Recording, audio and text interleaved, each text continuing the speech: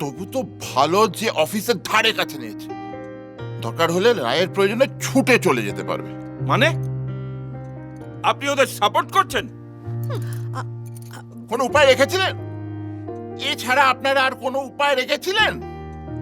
ওরা বলে এতদিন ছিল, অন্য কোনো পাখি হলে না এতদিনে এতদিনে কি?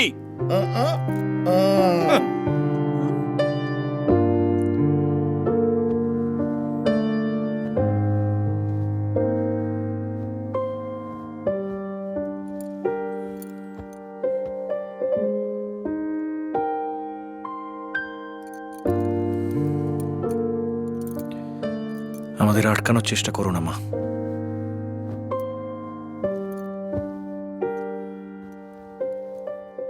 রাত্রির বেলা বাড়ি ছাড়ছিস, এই সময়টা ওর বাইরে খাওয়াটা ঠিক না। এতে ঠাকুরের বিভূতি আছে। নতুন বাড়িতে অন্তত দরজায় একটু ছুঁয়ে দিও, বাচ্চা কাচ্চার ব্যাপার, যদি কোনো দোষ থাকে তো কেটে যাবে।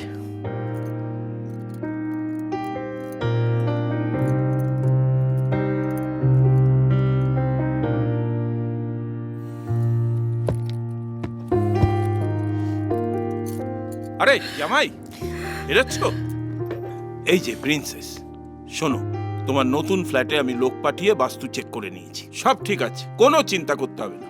আর জামাই, জলের একটু সমস্যা আছে, আমি ম্যানেজারকে দিয়ে দুটো নতুন আরো প্ল্যান্ট বসিয়ে দিয়েছি, শুধু পাম্পটা চালালেই হবে, বুঝলে? শোনো প্রিন্সেস, পাশের ফ্ল্যাটে আমি একজন রিনাউন্ড স্পেশালিস্ট ডক্টর প্লেস করে দিয়েছি, নক করলেই কাজ হয়ে যাবে, 24 ঘন্টা সার্ভিস। শুধু বাবা মায়ের আদর, আপ্যায়ন, স্নেহ, মায়া, মমতা এইগুলোর একটু দূরত্ব বেড়ে গেছে, কি আর করা যাবে। তোমরা যখন চেয়েছো, যেটা ভালো বুঝেছো সেটাই করেছো, আর দেরি করো না, বেরিয়ে পড়ো। প্রিন্সেসের একটু রেস্ট দরকার। আসি।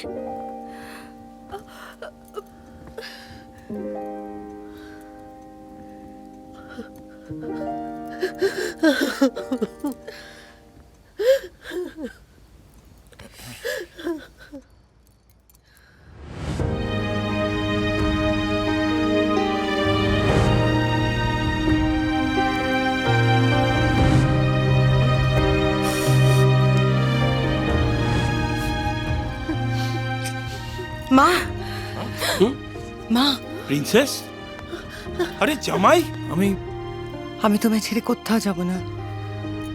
তুমি কেন আমায় দূরে সরিয়ে দিচ্ছিলে? কে বলেছে আমি তোকে দূরে সরিয়ে দিচ্ছি? তোরাই তো চলে গিয়েছিলি। তো তুমি আটকাবে না? কোন মুখে আটকাই বলতো? কোন মুখে আটকাবো? দিনের পর দিন যে ভুল করেছি, অন্যায় করেছি, তারপরে কি করে আটকাই? আমি তো আর এই কেসটা চাইনি। তুমি তো মা, ইউ হ্যাভ রাইটস। তুমি আমাদের বকবে, বোঝাবে, শাস্তি দেবে। আমি একটু রাগ করেছিলাম বলে তুমি আমাদের থেকে মুখ ঘুরিয়ে নেবে? আমি মুখ ঘোরাইনি, আমি সত্যি মুখ ঘোরাইনি। আমি আমি আমি না চেয়েছি যে তোরা এখানে থাক, সবার সঙ্গে থাক। এই যে রিজু, ওই তো হুট করে ডিসিশন নিল বাড়ি ছেড়ে চলে যাবে। আরে না, তুমি একটু বোঝাও না, আমার কোনো আমি সব তো দোষ তোমার। তোমার জন্য সবকিছু হলো। বিয়ের পর আমার মাকে ফেরত পেয়েছিলাম, ভেবেছিলাম আমরা সবাই মিলে একসাথে থাকবো।